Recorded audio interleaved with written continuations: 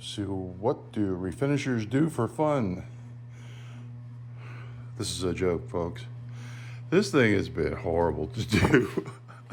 I'm sorry, I'm laughing. This is a coffee table. I have it stood up on end just for clarity, kind of. You can see the legs on it. This is a craft table from 1962. Craftsman that built it put his stamp on it. It's from Hawaii. We're pretty sure this is monkey pod wood.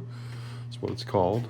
It's incredibly heavy, and that's because it's incredibly thick. That's the top of it, as you see there. And then the legs are screwed and pegged underneath.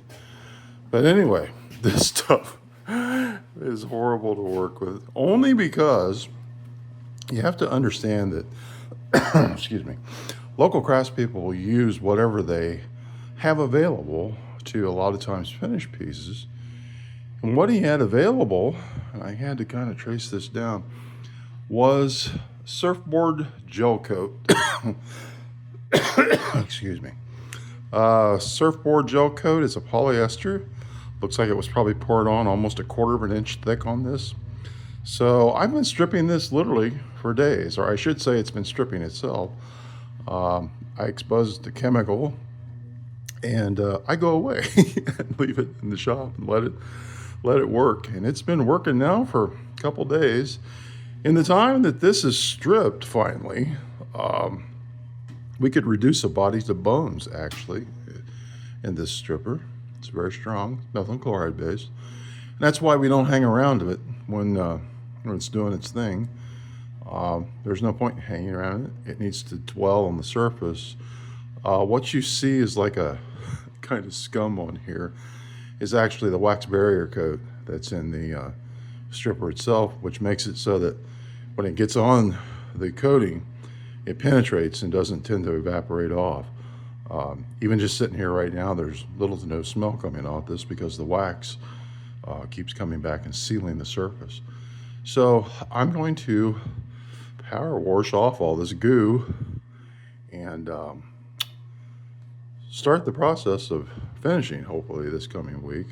We'll see what we can do. The other thing that was kind of unusual about this, not really, but it was also bleached. It was bleached to a tannish orangish color. I love what we see here. I'm going to talk to the customer about it. And I think we should try to keep the natural colors that we have here and not bleach this piece. That would be my opinion. But again, it's the customer's piece. They need to make that decision. So we'll see you later. So back to our table. It's had some time to dry. You can see the wood grain is now very clean. Got a little bit of touch up to do to it, but it's not bad. But look at that wood. It's really gorgeous. I did talk to the customer. We are going to go natural with this, and you'll see all the variations in colors. They'll really stand out when I hit it with clear. I'll probably do about 2 coats of clear sealer down in the wood, and then I'll probably do about 4 coats of finish on top. And we should get a nice look out of this. Like I said, it's really, the graining in it is awesome. We've got all these variations in graining in it. We actually have very, very few prominent knots in it, just enough to make it look natural. I like that. So yeah, we shall continue. So back to our monkey pod table. This thing turned out awesome.